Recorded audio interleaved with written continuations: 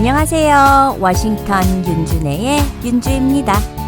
요샌 한국도 제사 문화를 많이 간소화하거나 지내지 않는 집들도 많다고 들었는데, 심지어 여긴 미국인데도 돌아가신 분의 제사를 지내는 한국 분들이 많아요. 저희 엄마도 시집 온 지 50년이 넘으셨는데 글쎄 작년까지 30년 넘게 매년 제사상을 차리셨었죠. 그러다가 작년에 아빠가 이제 모든 제사는 끝낸다. 더 이상 지내지 않을 거야. 엄마 좀 편하게 해주자. 라고 선언을 하신 거죠. 엄마가 올해 72살이신데 엄마 시집살이 죽도록 시키시던 친할머니가 돌아가신 게 한 10여 년 전부터이니까 그때부터라도 제사를 그만두게 좀 해주시지. 진작 좀 편하게 해주시지. 아빠가 외아들이시라 매년 엄마가 제사를 4번씩 지내셨어요. 미국에서도 시댁, 친정, 경조사 다 챙기시는 분들 많이 보는데, 저는요 한국에 친구들과 가끔 소식을 전할 때면 아휴, 나는 미국에 살아서 너무 다행이다 라는 생각을 자주 해요. 뭐 한국에 사는 모든 여자들이 다 시집살이에, 고부 갈등에, 시집 경조사 챙기느라 등골이 휜다, 그런 얘기는 절대 아닙니다. 다만 미국에 살고 있는 저희보단 시집 문제에 대해선 고단한 일이 더 많을 것 같다라는 저의 개인적인 생각이죠. 아무래도 미국에 사는 엄마들 중에 많은 분들의 시댁이 한국에 있는 경우가 있으니까요. 한국에 사는 제 친구 중에 가끔 시댁 문제로, 남편 문제로 스트레스 온팡 받을 때마다 저에게 연락하는 친구가 있어요. 그 친구는 미국에 살다가 한국에 맏며느리짜리로 시집을 가서 특히 명절 때마다 저에게 넋두리를 하는 친구예요. 나 알지? 나 숫자에 많이 약한 거. 그래서 새해가 되면 작은 달력 가져다 놓고 시댁 경조사 먼저 일일이 다 써놔. 뭐가 이리도 많은지. 궁시렁거리면 쓰면서도 이제 맏며느리 노릇도 꽤 익숙해져서 내가 스스로 대견해 하거든. 남편은 기억 1도 못해. 나도 기억 못해서 써놓은 건데 미리 지가 달력을 좀 확인하고 그날 일정에 대해 미리 나랑 상의하고 하면 얼마나 좋아? 이건 뭐 죄다 지네 집 일인데 완전 남의 집 일 보듯 해. 우리 남편 자기 부모님 생신도 잘 기억 못하고 내가 다음 주에 시아버님 생신이다 라고 말을 해주면 자기 동생들이랑 뭐 어찌어찌 하자 상의하는 일도 없고 별 생각이 없는 건지 바로 당일날이 코앞으로 다가와도 무슨 말을 안 해. 친구는 매해 돌아오는 시댁의 경조사 때 남편이 늘 남의 집 일 보는 듯 하는 거에 대해 불만이 많은 듯 했어요. 여보, 다음 주에 아버님 생신 때 어떻게 할 거야? 라고 물으면 항상 돌아오는 답은 글쎄. 결혼하고 여러 가지 다른 점들을 맞추며 살아가고는 있다지만 때때로 이런 경조사 문제는 정말 힘 빠진다고 하네요. 맞벌이로 일하고 집안일하고 친정 경조사는 당연히 오로지 친구가 신경 쓰는데 시댁 경조사까지 일일이 남편한테 알려줘야 하고 또 일정 물어보거나 신경 써야 하고, 적어도 남편이 자기 부모님 생신엔 뭘 할 건지 정도는 미리 계획하거나 동생들과 상의해서 같이 할 수 있게 했으면 좋겠다는 거죠. 동생들이랑 의논해서 외식을 할 건지 아니면 각자 준비를 할 건지, 외식을 하게 되면 뭘 먹을 것이며 식사비는 어떻게 할 건지 등등 생각할 게 많은데 경조사 때마다 남편이 나서질 않으니 너무 짜증난다고요. 집안에서도 좀 설레발에 치면서 발벗고 나서서 리더 역할 하는 행동대장 한 명씩은 있어야 좀 편하긴 한 것 같네요. 시댁 친정 경조사 얼마만큼 챙기시나요? 저는 결혼 생활을 할 땐 딱 시부모님 생신, 어버이날, 친정 부모님 생신, 그리고 친정의 할아버지 할머니 제사 땐 전화만 드리는 정도로 했어요. 생신은 늘 음력이시라 날짜도 몇 번 까먹었어요. 그래서 저흰 서로서로 미리 알려줘요. 까먹었다고 타박하기 전에 일주일 전에 미리들 전달하는 거죠. 시어머님 생신이 다가올 땐 시아버님이 귀뜸해 주시고, 시아버님 생신이 다가올 땐 시어머님이 미리 알려주시고요. 저희 부모님도 마찬가지예요. 저희 삼남매도 기억하는 사람이 먼저 알려주거나 엄마나 아빠가 서로 미리 알려주세요. 늘 그냥 조촐하게 챙기는 편이에요. 그런데 가족 안에서 챙겨야 하는 날 말고 주위 분들의 경조사는 좀 애매할 때가 많아요. 지인분들이나 친구나. 예를 들어 입사한 지 얼마 안 되는 회사 사장님 자녀분의 결혼식. 모든 직원을 초대하셨으니 신입도 물론 초대를 받겠지만 결혼식에 가자니 축의금이 억울하고 안 가자니 사장님 눈총이 따갑고 또 내가 주인인 가게에 새로 들어온 매니저님 자녀의 결혼식 같은 것도 애매해요.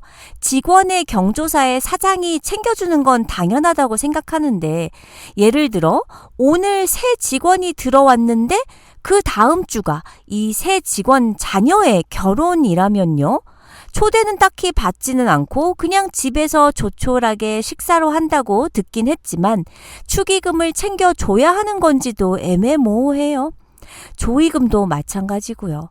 애매하긴 하지만 큰 부담으로 느꼈을 때도 많으니까요. 예전에 중앙일보가 조사한 바에 따르면 나이, 성별에 관계없이 모두가 경조사비에 부담을 느끼는 것으로 나타났어요.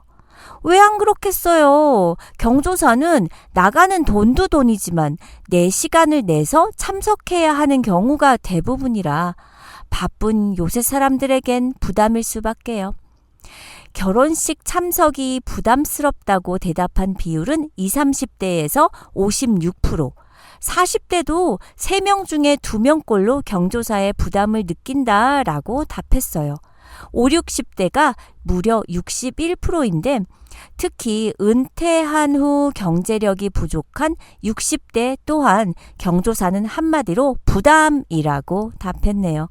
이유는 조금씩 달랐는데 20, 30대는 시간을 빼앗기고 장소가 멀기 때문이라는 응답이 가장 많았고요.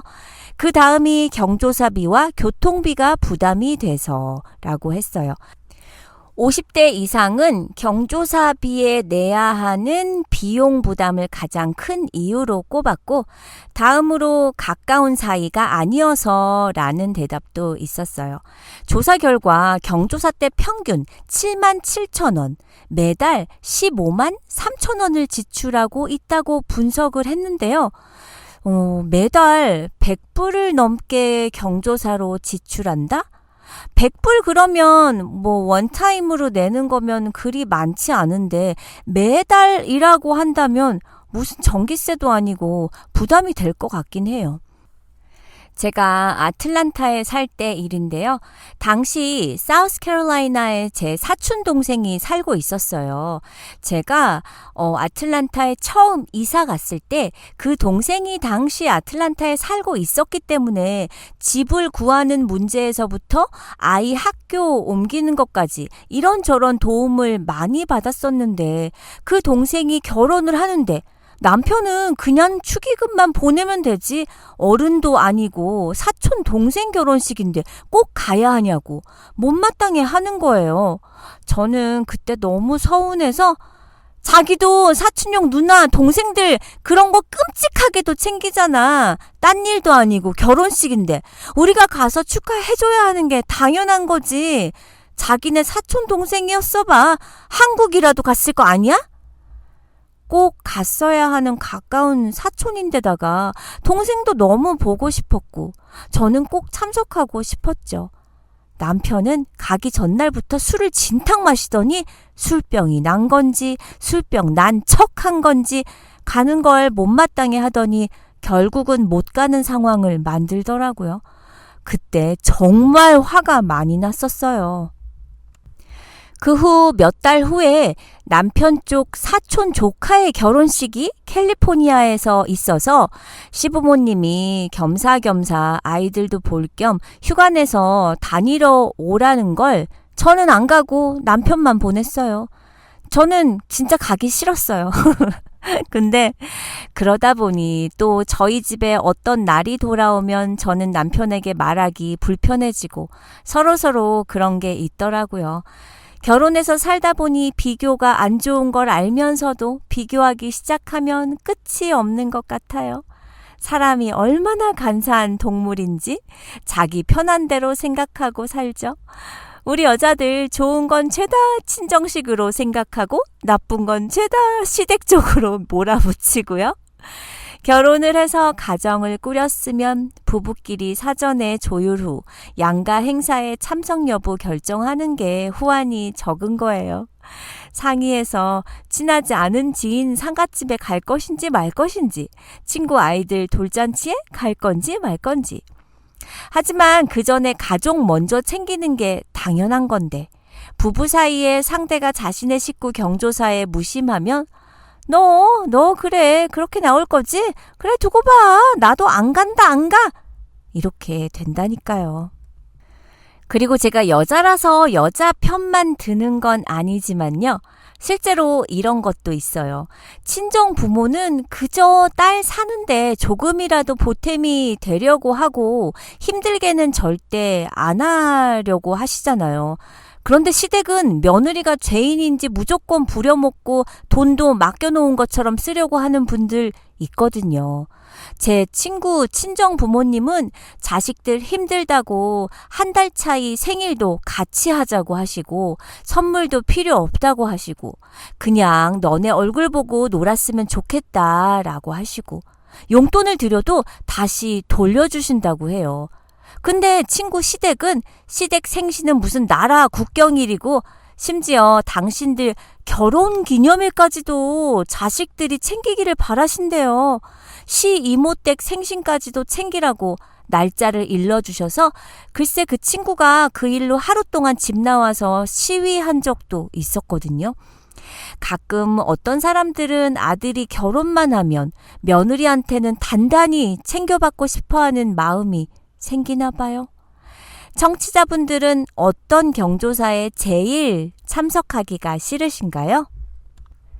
10명 중에 9명은 불참하고 싶은 경조사가 있다고 말을 해요.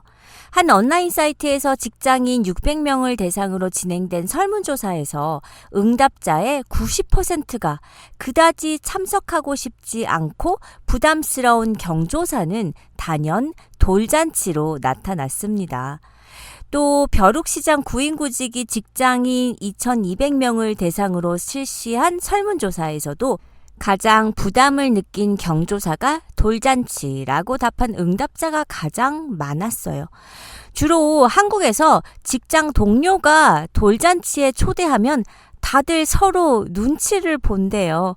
가기 싫은 건 한마음 한뜻인데 초대는 받았으니 누군가는 가야 해서겠죠. 주로 제비 뽑기를 해서 돌잔치에 갈 사람을 정하고 나머지는 그 사람 편에 축의금만 보낸다고 하던데 그런 축의금은 더 아까울 것 같아요. 한 번은 한국에서 직장 생활하는 친구가 직장 상사 아이의 돌이었는데 직속 상사라 안 갈 수가 없어서 직장인에게 소중한 주말에 왕복 3시간을 갔다 오는데 버스 안에서 너무 화가 났었다고 했었어요. 돌잔치 기피 현상은 태어나서 100일도 넘기기 힘들었던 과거와 달리 유아 사망률이 감소해 의미가 퇴색된 데다 개인주의적 분위기가 확산하면서 생겨난 것으로 분석이 돼요. 특히 20, 30대를 중심으로 돌잔치 초대는 민폐라는 인식이 자리 잡고 있는데 결혼, 자녀 계획 등 미래가 불투명한 상황에서 품앗이인 경조사비를 돌려받지 못할 수 있다는 생각 때문이겠죠? 결혼 생각이나 의사가 없는 이들에겐 결혼식, 돌잔치 등 경조사비가 큰 부담일 수밖에요. 요샌 싱글도 많고 애를 안 낳겠다는 부부들도 많잖아요. 그러니 돌려받을 수 없는 부조를 당연히 하기 싫은 거죠. 돌잔치 초대가 민폐라는 인식이 강해지면서 최근에는 가족 등 소규모 인원만 초대하는 작은 돌잔치가 유행하고 있다고 해요. 기성세대와 달리 경조사 문화에 피로감을 느끼는 젊은 층 사이에선 돌잔치를 간소한 가족 식사로 대체하기도 합니다. 돌잔치를 아예 하지 않는 경우도 있고요. 돌잔치를 하고 말고는 개인의 자유입니다. 가족끼리 하는 게 좋은 것도 있고 다른 사람도 초대할 수 있다고 생각해요. 단, 안 간다고 서운해하진 말아야겠죠? 참석 여부를 결정하는 것도 개인의 자유니까요. 그럼 이렇게 가기 싫은 경조사, 안 가면 되지. 왜 가는 것일까요? 바로 직장인들의 인맥 관리를 위해 꼭 필요한 1위로 꼽은 것 역시 경조사 참석이기 때문인 거예요. 매달 지출하는 비용은 부담스럽지만 친분 관계에서 경조사 참석을 굉장히 중요하게 생각한다는 뜻입니다. 저는 가끔 우리나라 경조사 문화가 좀 바뀌어야 할 것 같다라는 생각을 해요. 너무 많은 사람들에게 홍보하듯 경조사 관련 정보를 뿌리는 것보다 소수의 친한 사람들만 초대를 하면 초대받는 사람이나 초대하는 사람 양측이 부담이 줄어들 테니까요. 또 휴대폰으로 청첩장 등이나 단톡방이나 SNS를 통해서 단체로 뿌려지는 것도 좀 홍보성 같아 보이고 성의 없어 보이죠. 한국은 유난히 내가 깔아놓은 걸 수거해야 한다는 인식이 강한 듯 합니다. 예전에 한 지인의 결혼식을 참석했었는데요. 제가 좀 늦게 도착해서 맨 뒷자리에 앉게 되었어요. 신랑 측인지 신부 측인지 어느 쪽 하객인지는 모르겠지만 두 아주머님이 소곤소곤 제 앞에서 얘기를 하시는데 자긴 얼마 했어? 난 100만 했어. 우리 둘째 때 이 집도 딸랑 100불 했더라고. 그때 한 끼 음식값이 70불이었는데 애들까지 우르르 다 데려와서는 어머, 난 300 했는데 내년에 우리 첫째 결혼이니까 돌려받겠거니 해서 이런 얘기들을 하시더라고요. 그러고 보니 저 결혼했을 때도 축의금 적는 노트를 시부모님이 가져가셔서 하루 보시고는 나중에 돌려주셨었는데 그런 이유에서 그러셨구나 알았죠. 문제는 내가 냈으면서도 받지 못할 경우 혹은 내가 내지 않았으면서도 받는 경우가 발생하는 데서 생기는 상호 간의 찝찝함? 그런 게 있어요. 모 회사에 다닐 때 있었던 일이에요. 일을 시작한 지 일주일이 되는 어느 날 사장님의 어머님이 돌아가셨다고 100불씩 걷는다고 하시더라고요. 사장님은 인터뷰 때 한 번 뵙고 사장님의 어머니는 뵌 적도 없고 조의금을 표하는 건 당연할 수 있지만 어느 분이 돈을 거들어 다니는 건 저는 너무 불편했어요. 그냥 제가 알아서 혼자서 한다고 했다가 딴지 엄청 먹고 결국 반강제로 100불의 조의금을 내면서 그 어처구니 없음에 할 말을 잊었던 기억이 납니다. 그나마 조의금이었으니 망정이죠. 강제로 걷는 축의금이었다면 글쎄요. 일주일 만에 회사를 그만뒀을 수도 있어요. 돈 100불이 문제가 아니라 그 골 때리는 황당한 강제와 그것을 지극히 당연히 생각하는 사람들이 이해가 안 갔던 거죠. 이런 상황들이 한국엔 더 흔하다고 하죠. 이름 석자 들어보지도 누군지도 도대체 알 수가 없는 사람들의 축의금과 조의금을 내고 한마디로 영업과 인맥을 위해 필요하다고는 하지만 축하하는 마음도 기뻐하는 마음도 없이 행해져야 하는 경조사 문화가 좀 바뀌어야 할 듯합니다. 그저 진심을 다해 축하해주고 너무 멀면 통화 5분이 더 낫다고 생각해요. 그리고 내 형편껏 하는 거죠.